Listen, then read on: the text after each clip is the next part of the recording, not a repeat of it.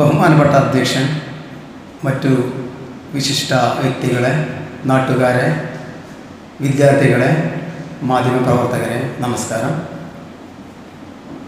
Bright academy സംഘടിപ്പിച്ച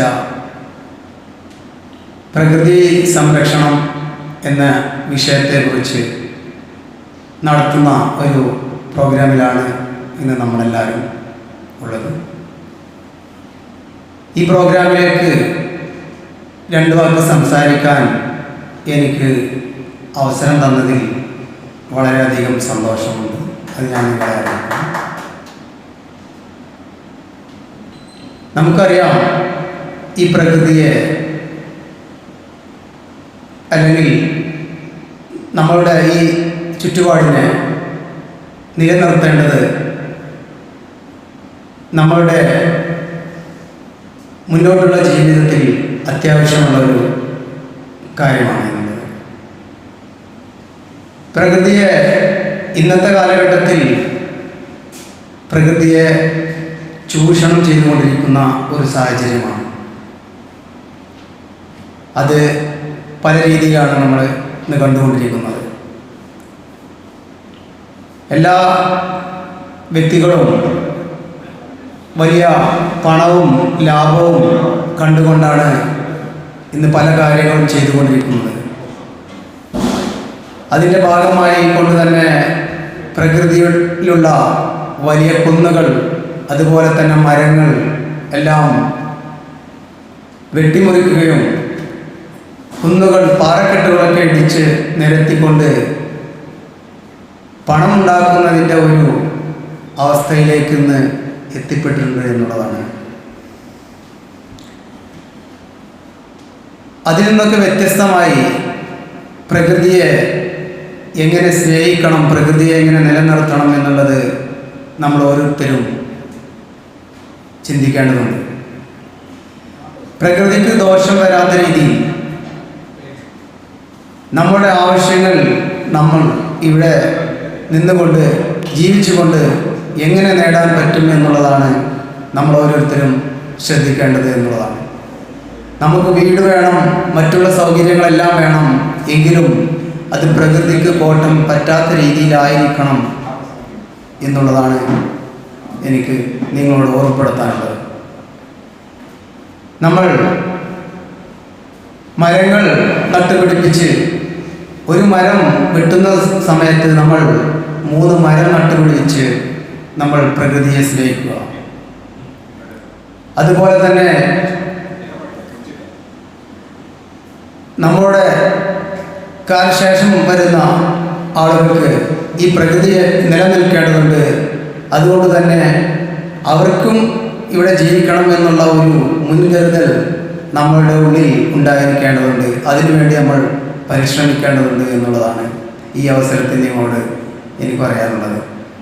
അതുപോലെ നമ്മളൊക്കെ ജീവിതയാത്രയിൽ നമുക്കറിയാം, പല സ്ഥലങ്ങളിലും നമ്മൾ യാത്ര ചെയ്യുന്ന സാഹചര്യത്തിലൊക്കെ ചില സംസ്ഥാനങ്ങളിൽ, മറ്റു സംസ്ഥാനങ്ങളിലൊക്കെ നിങ്ങൾ ചെന്നു കഴിഞ്ഞാൽ നമുക്ക് കാണാൻ കഴിയും, കൃഷി മറ്റുള്ള കാര്യങ്ങളൊക്കെ വളരെ നല്ല രീതിയിൽ അവർ ചെയ്ത് മുന്നോട്ട് പോകുന്ന ഒരു സാഹചര്യം നമുക്ക് കാണാൻ പറ്റും. അപ്പം നമുക്ക് അവിടെ കാണുമ്പോൾ നമുക്ക് ഭയങ്കര ഒരു സന്തോഷമാണ് നമുക്ക് തോന്നുന്നത്. എന്നാൽ നമ്മുടെ നാട്ടിലേക്ക് വരുന്ന സാഹചര്യത്തിൽ ഇങ്ങനെയുള്ള അവസ്ഥകളൊക്കെ ഇല്ലാത്ത, അതിൽ നിന്നൊക്കെ മടിയന്മാരായി നമ്മൾ പണത്തിൻ്റെ പിന്നാലെ ഓടുന്ന ഒരു ആളുകളായി, ഒരു കൂട്ടമായി മാറിയിരിക്കുന്നു ഇന്നത്തെ സാഹചര്യത്തിൽ എന്നുള്ളതാണ്. അതിൽ നിന്നൊക്കെ നിങ്ങളും ഞാനും എല്ലാം മാറേണ്ടതുണ്ട്. ഈ പരിപാടി അതിനൊക്കെ നമുക്ക് സാധിക്കട്ടെ എന്ന് പറഞ്ഞുകൊണ്ട് ഇനിയും ഇവിടെ കുറേ വ്യക്തികൾ സംസാരിക്കാനുള്ളത് കൊണ്ടും ഞാൻ എൻ്റെ വാക്കുകൾ നിർത്തുന്നു. എൻ്റെ വാക്കുകൾ കേട്ട നിങ്ങൾക്ക് എല്ലാവർക്കും നന്ദിയും കടപ്പാടും അറിയിച്ചുകൊണ്ട് ഞാൻ നിർത്തുന്നു. നന്ദി, നമസ്കാരം. Very good. നല്ല വാക്കുകളായിരുന്നു.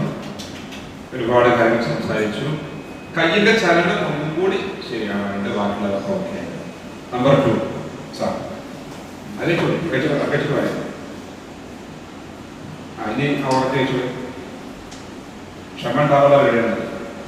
നല്ല സ്മെല്ലുള്ള ഓർത്തിട്ട് കൈ പിടിച്ചിട്ടേ 1 മണിക്കൂർ നേരം കഴിക്കാതെ ഇരുത്തിയ സമയമുണ്ട്. അതിൻ്റെ സ്മെല്ലോ വായില വെള്ളം വന്നിട്ട് ഇങ്ങനെ ക്ഷമയോടെ ക്ഷമ പ്രാക്ടീസ് ചെയ്യാം. നമ്പർ 2 അസീസ് സാർ, അല്ല സാർ അല്ല ലത്തീഫ് സാർ.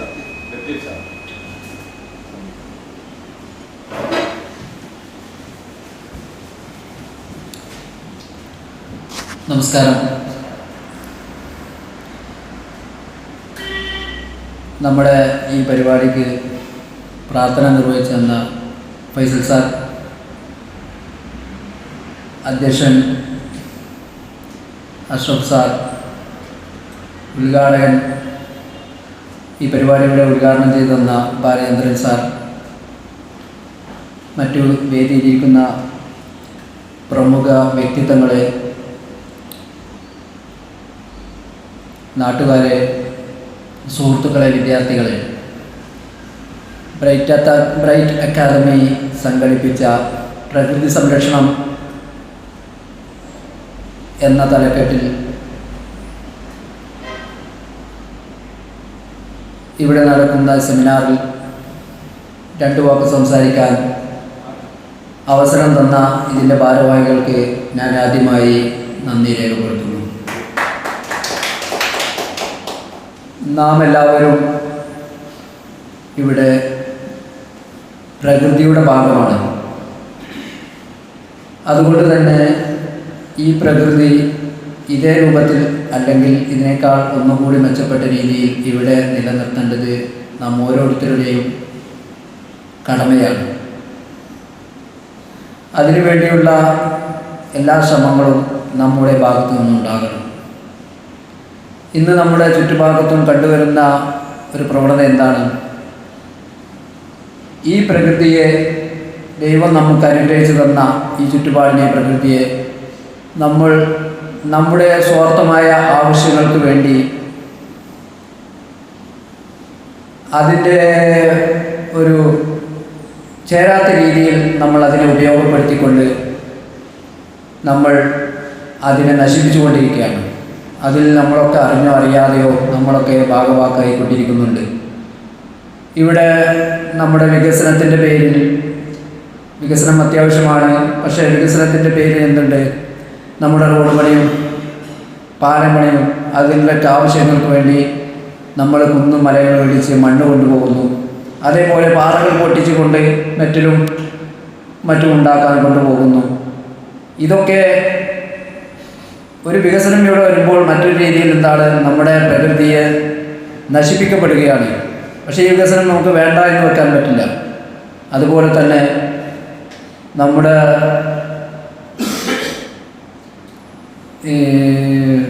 സസ്യസമ്പത്ത് അല്ലെങ്കിൽ നമ്മുടെ ചുറ്റുപാടുമുള്ള മരങ്ങൾ അനിയന്ത്രിതമായി നമ്മൾ മുറിച്ചു മാറ്റപ്പെട്ടുകൊണ്ടിരിക്കുന്നു. അത് പ്രകൃതിയെ നശിപ്പിക്കുന്ന ഒരു രീതിയാണ്.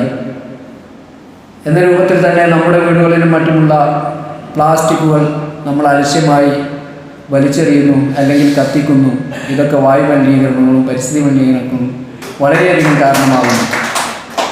അതേ രൂപത്തിൽ നമ്മുടെ വീടുകളിൽ നിന്നും ഹോട്ടലുകളിൽ നിന്നും മറ്റും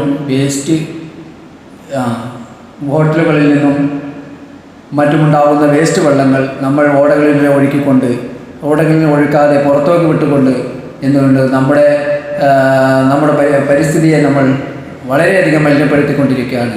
ഇതിൽ നിന്നെല്ലാം നമ്മൾക്ക് മാറ്റം വരുത്തേണ്ടത് വളരെ അത്യാവശ്യമാണ്. നാം ഇന്ന് ജീവിക്കുന്ന ഈ തലമുറ ഇത് ഉപയോഗപ്പെടുത്തുന്നതെങ്കിൽ അത് അടുത്ത തലമുറകൾക്ക് കൂടി ഈ പരിസ്ഥിതി നമുക്ക് പകർന്നു കൊടുക്കേണ്ട, ഇതേ രൂപത്തിൽ തിരിച്ചേൽപ്പിക്കേണ്ടതാണ്. നമ്മൾ എന്നും ഇവിടെ നിലനിൽക്കുന്നവരല്ല, നമ്മുടെ കാലശേഷവും ഇത് ഇവിടെ നിലനിൽക്കണം. അപ്പോൾ അതിനുവേണ്ടിയുള്ള പ്രവർത്തനങ്ങൾ നമ്മുടെ ഭാഗത്തുനിന്ന് ഉണ്ടാവുക വളരെ അത്യാവശ്യമാണ്. അതിനുവേണ്ടി നമുക്കെന്ത് ചെയ്യാൻ കഴിയും? നമ്മുടെ വീടുകളിൽ നമ്മൾ കടകളിൽ നിന്ന് കൊണ്ടുവരുന്ന മറ്റ് പ്ലാസ്റ്റിക്കുള്ള വസ്തുക്കൾ എന്ത് ചെയ്യണം? അത് ഇന്ന് സർക്കാർ തലത്തിൽ അതിന് ശേഖരിക്കാൻ ആളുകളൊന്നും സംവിധാനങ്ങളുമൊക്കെ ഉണ്ട്. അപ്പോൾ അത് ഉപയോഗപ്പെടുത്തിക്കൊണ്ട് എന്ത് ചെയ്യണം? നമ്മളത് ശേഖരിച്ച് വെച്ചുകൊണ്ട് അവർ വരുമ്പോൾ കൊടുത്തുവിട്ട് അത് എവിടെയെങ്കിലും കൊണ്ടുപോയി ഒഴിവാക്കുന്ന ഒരവസ്ഥ സർക്കാർ ചെയ്യുന്നുണ്ട്. അതിന് നമ്മൾ കൂടി കൊടുക്കണം, അതിൻ്റെ ഭാഗമാക്കാവണം. അതേ രൂപത്തിൽ തന്നെ വേസ്റ്റ് വെള്ളങ്ങൾ എന്ത് ചെയ്യണം, നമ്മുടെ വീടുകളിലും വേസ്റ്റ് കുഴികളൊക്കെ എടുത്തുകൊണ്ട് അത് മറ്റുള്ളവർക്കും നമുക്കും ശല്യമില്ലാത്ത രീതിയിൽ അത് ഒഴിവാക്കാനുള്ള സംവിധാനങ്ങൾ നമ്മൾ കണ്ടെത്തണം. അതുപോലെ തന്നെ അനിയന്ത്രിതമായി നമ്മുടെ നാടുകളിൽ നടക്കുന്ന ഈ പാറ പൊട്ടിക്കലും മണ്ണെടുക്കലും അതൊക്കെ ഒരു പരിധിവരെ നിർത്തലാക്കാനുള്ള സംവിധാനങ്ങൾ നമ്മൾ ഉണ്ടാക്കിക്കൊണ്ടിരിക്കണം. ഇതെല്ലാം ചെയ്തുകൊണ്ട് നമ്മുടെ പ്രകൃതിയെ സംരക്ഷിക്കൽ നമ്മളുടെ ഒരു ഉത്തരവാദിത്തമായിക്കൊണ്ട് ഏറ്റെടുത്തുകൊണ്ട് എല്ലാവരും അതിനുള്ളൊരു പ്രതിജ്ഞ എടുത്തുകൊണ്ട് ഇതിൽ പിരിയണം. ഞാൻ വളരെയധികം നീട്ടിപ്പരത്തി പറയുന്നില്ല. എനിക്ക് മുമ്പ് ഇവിടെ ഒരുപാട് ആളുകൾ വിഷയത്തെക്കുറിച്ച് സംസാരിച്ചു. ഇനിയും ഒരുപാട് ആളുകൾ സംസാരിക്കാൻ ഇവിടെ ബാക്കിയിരിക്കുന്നു. അതുകൊണ്ട് തന്നെ ഞാൻ ഉപസംഹരിക്കുകയാണ്. എന്നെ ഇത്രയും നേരം ശ്രമിച്ച എൻ്റെ ശ്രോതാക്കൾക്ക് വളരെയധികം നന്ദി അറിയിച്ചുകൊണ്ട് ഞാൻ നിർത്തുന്നു. ജയ് ഹിന്ദ്.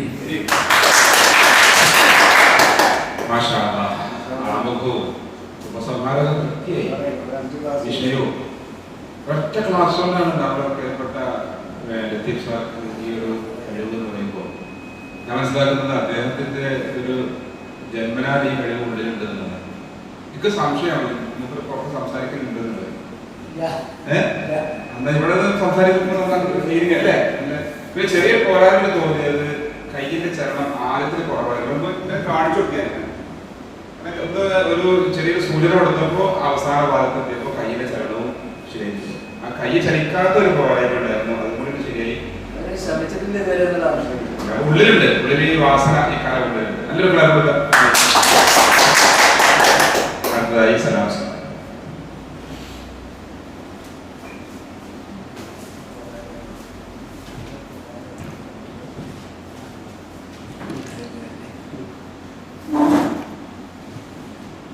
പ്രിയപ്പെട്ട യോഗാധ്യക്ഷൻ, ഈ പരിപാടിയുടെ ഉദ്ഘാടകൻ, പ്രിയപ്പെട്ട നാട്ടുകാരെ, വിദ്യാർത്ഥികളെ, മറ്റു സുഹൃത്തുക്കളെ,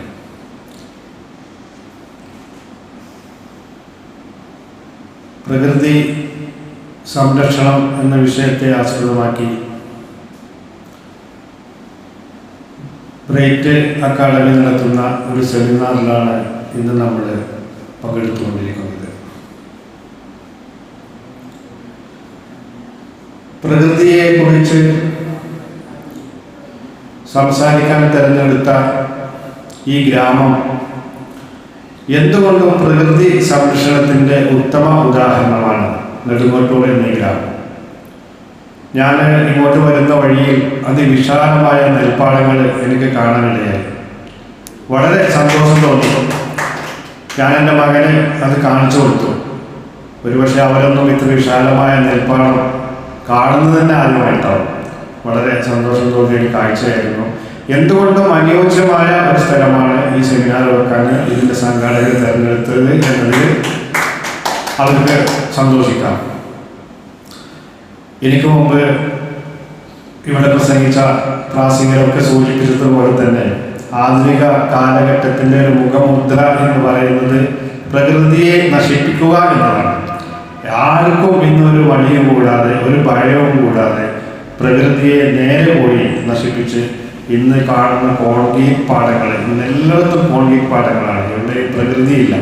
നമുക്ക് ജീവിക്കാൻ അനുയോജ്യമായ രീതിയിലാണ് റബ്ബ് നമുക്ക് ഈ പ്രകൃതിയെ ഒരുക്കി തന്നിട്ടുള്ളത്. പക്ഷേ ഇന്ന് നമ്മൾ പ്രകൃതിയോട് യുദ്ധം ചെയ്ത് മനുഷ്യവാസം പോലും ഇന്ന് ഇവിടെ ചോദ്യചിഹ്നമായി കൊണ്ടിരിക്കുന്ന ഒരു കാലഘട്ടമാണ് നമ്മുടെ മുന്നിലുള്ളത്. നമുക്കറിയാം എത്ര മനോഹരമാണ് നമ്മുടെ പ്രകൃതി. മലകളും പുഴകളും കടലും എല്ലാം ഉൾക്കൊള്ളുന്ന, നമുക്ക് മനുഷ്യനായാലും ഏത് ജീവജാലങ്ങളെക്കാളും വേണ്ട വായുവും വെള്ളവും ഒക്കെ നമ്മുടെ പ്രകൃതിയിൽ സുലഭമാണ്. ആ അനുഗ്രഹത്തെയാണ് നമ്മൾ ഒരു കരുണയും കാണിക്കാതെ നശിപ്പിച്ചുകൊണ്ടിരിക്കുന്നത്. ഈ ഒരു കാലഘട്ടത്തിൽ ഇനി വരുന്ന തലമുറയ്ക്ക് ഇവിടെ വാസം സാധ്യമാകണമെങ്കിൽ ഈ ഒരു സമയത്തെങ്കിലും അതിനുള്ള മുൻകരുതലുകൾ നമ്മൾ എടുത്തേ പറ്റും.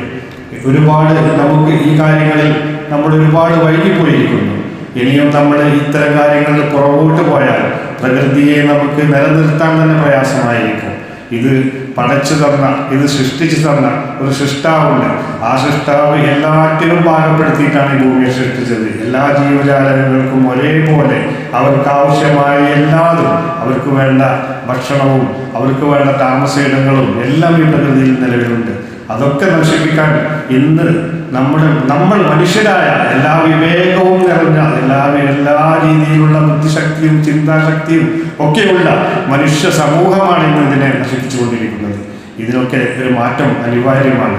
ഏതായാലും ഞാൻ ഒരുപാട് നീട്ടിപ്പരത്തി പറയുന്നില്ല, നമുക്ക് സമയപരിമിതികളുണ്ട്. എനിക്ക് മുമ്പ് പ്രഭാഷണം നടത്തിയവരൊക്കെ ഇതിനെക്കുറിച്ച് വളരെ വിശദമായി തന്നെ സംസാരിച്ചു കഴിഞ്ഞു. അതുകൊണ്ട് തന്നെ ഈ ഒരു സെമിനാറിലേക്ക് എന്നെ ക്ഷണിച്ച ഇതിൻ്റെ സംഘാടകരോടുള്ള നന്ദിയും കടപ്പാടും ഞാൻ അറിയിച്ചുകൊണ്ട് എൻ്റെ എളിയ വാക്കുകൾ ഞാൻ അവസാനിപ്പിക്കുകയാണ്. നിങ്ങൾക്ക് എല്ലാവർക്കും നമസ്കാരം.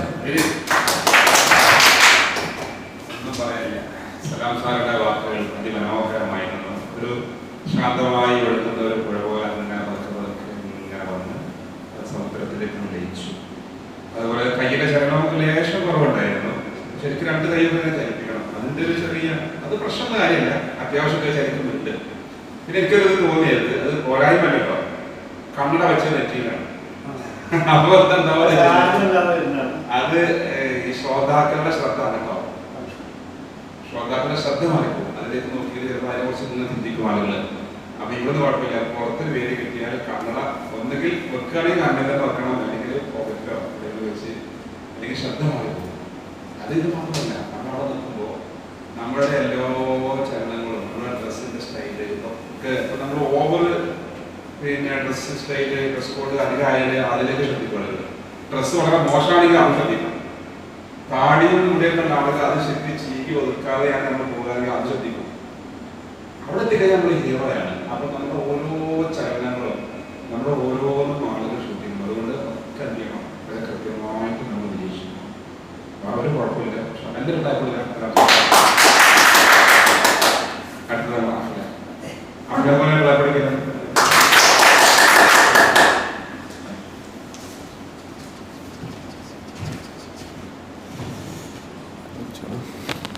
അഫ്ല ഉപ്പാനേക്കാളും ഹൈറ്റ് ഉണ്ട്. ഉമ്മ ഹൈറ്റുള്ള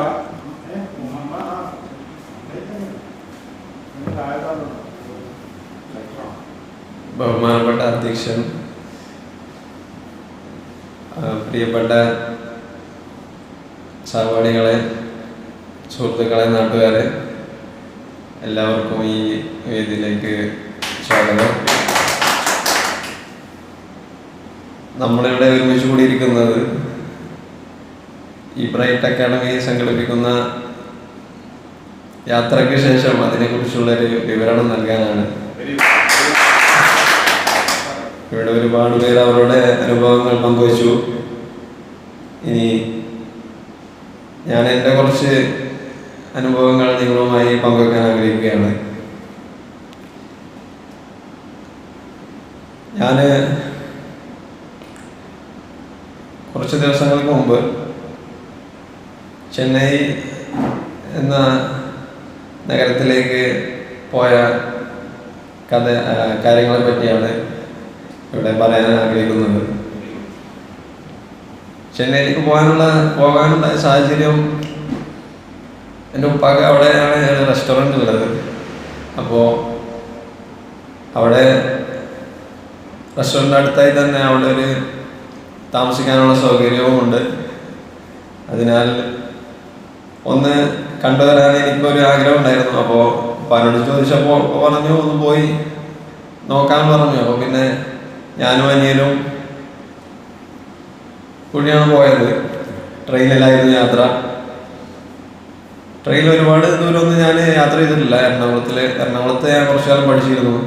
അപ്പോൾ അവിടേക്കായിട്ട് കുറച്ച് പോയിട്ടുണ്ട്. അവിടെ അധികം ട്രെയിനിൽ യാത്ര ചെയ്യാനായിട്ടൊന്നുമില്ല. കുറച്ച് നേരെ ഇരുന്നാൽ മതി. ഒരു 3.5 മണിക്കൂറിൻ്റെ യാത്രയേ ഉള്ളൂ. അപ്പോൾ അധിക ദൂരം ഞാൻ ട്രെയിനിൽ യാത്ര ചെയ്തത് ഇപ്പോൾ ഈ ചെന്നൈ യാത്ര ആയിരിക്കണം. അങ്ങനെ ട്രെയിന് രാത്രിയായിരുന്നു. ട്രെയിന് കയറി രാവിലെ 9 മണിയാവുമ്പോൾ ചെന്നൈയിലെത്തി. 9 മണിക്കൂറാണ് യാത്രാ സമയം. 9 മണിക്കൂർ കൊണ്ട് പാലക്കാട് നിന്നായിരുന്നു ട്രെയിന്. ചെന്നൈയിലെത്തിയ ശേഷം ഞങ്ങൾക്ക് കാര്യമായിട്ട് ചെന്നൈയിൽ എന്താണ് കാണാനായിട്ട് ഉള്ളത് എന്നൊന്നും ഞങ്ങൾക്ക് ധാരണയില്ലായിരുന്നു. അപ്പോൾ കൂടുതലായിട്ടും ഞങ്ങൾ മൊബൈൽ ഫോൺ ഉപയോഗിച്ചിട്ടാണ് ഓരോ സ്ഥലങ്ങളെ കണ്ടുപിടിച്ചിരുന്നത്. എല്ലാതും മൊബൈൽ ലഭ്യമായതുകൊണ്ട് തന്നെ വളരെ സൗകര്യമായിരുന്നു. അവിടെ സന്ദർശിക്കാനായിട്ട് അധികം ഇടങ്ങളൊന്നുമില്ല എന്നുള്ളതാണ്. പിന്നെ ഏതായാലും അവിടെ ചെന്ന സ്ഥിതിക്ക് ഞങ്ങൾ ഗൂഗിളിൽ സെർച്ച് ചെയ്തപ്പോൾ അവിടെ ഒരു മ്യൂസിയം ഉണ്ട് എന്ന് അറിയാൻ സാധിച്ചുകൊണ്ട് അങ്ങോട്ടാണ് ആദ്യമായിട്ട് പോയത്.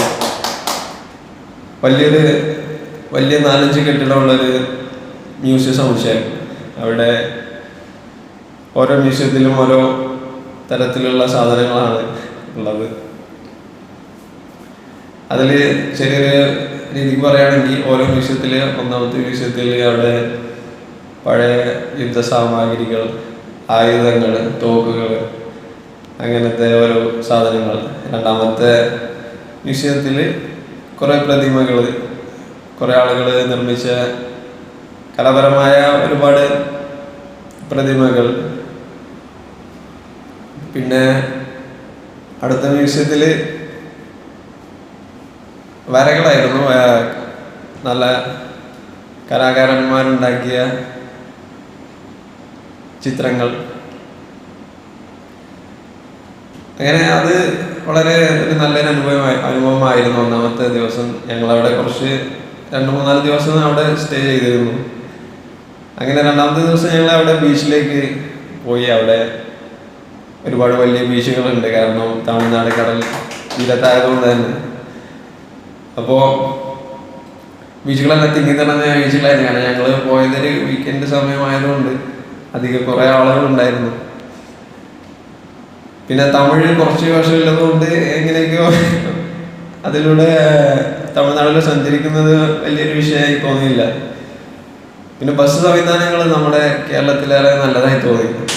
നമുക്ക് കറക്റ്റ് ടൈമിങ് നമ്മുടെ ഫോണിൽ അറിയാൻ പറ്റും. ഇപ്പം നമുക്ക് ഒരു സ്ഥലത്ത് നിന്ന് ഇവിടേക്ക് പോകണമെന്ന് ഫോണിൽ അടിച്ചു കൊടുത്താൽ ഏതൊക്കെ ബസ് കയറണം, എവിടെ ഇറങ്ങി അടുത്ത ബസ്സിലേക്ക് മാറി കയറണം, അങ്ങനത്തെ എല്ലാ കാര്യങ്ങളും നമുക്ക് ഇതിൽ ലഭ്യമാണ് ആപ്പുകളിലൂടെ. അതുകൊണ്ട് യാത്ര വളരെ സുഖമായിരുന്നു. പക്ഷേ ട്രാഫിക് ഭയങ്കര കൂടുതലാണ് അവിടെ. നമുക്ക് കുറച്ച് ദൂരം സഞ്ചരിക്കാൻ തന്നെ ഒരുപാട് സമയം വേണ്ടി വന്നു. ഒരു 20 കിലോമീറ്റർ സഞ്ചരിക്കാൻ 1 മണിക്കൂറോളം ബസ്സിൽ ഇരിക്കേണ്ടി വന്നിട്ടുണ്ട്. അതുകൊണ്ട് പക്ഷെ ബസ്സിൽ സീറ്റ് ലഭിക്കുകയാണെങ്കിൽ നല്ല റോഡുകളാണ്, സുഖമായി ഇരുന്ന് യാത്ര ചെയ്യാൻ പറ്റും. അങ്ങനെ ബീച്ചിലേക്ക് പോയി. പിന്നെ ഞങ്ങൾ കുറച്ച് മാളുകൾ സന്ദർശിച്ചു. നല്ല വലിയ മാളുകൾ, നമ്മുടെ കൊച്ചിയിലുള്ള ലുലു മാള് പോലെയുള്ള അതിലേറെ വലിയ മാളുകൾ അവിടെ ഉണ്ട് ചെന്നൈയിൽ. അങ്ങനെ ഒരുപാട് കാഴ്ചകൾ കണ്ടു. പിന്നെ അധികവും ഇത് തന്നെയാണ് അവിടെ കാണാനായിട്ടുള്ളത്. വേറെ പ്രത്യേകിച്ച് പിന്നെ സ്മാരകങ്ങളുണ്ട്, 1-2 ജയലളിത അവരുടെയൊക്കെ സംസ്കാരം നടത്തിയ സ്മാരകങ്ങൾ, അതെല്ലാം കാണാൻ സാധിച്ചു. അങ്ങനെ എല്ലാം കണ്ട ശേഷം ഞങ്ങൾ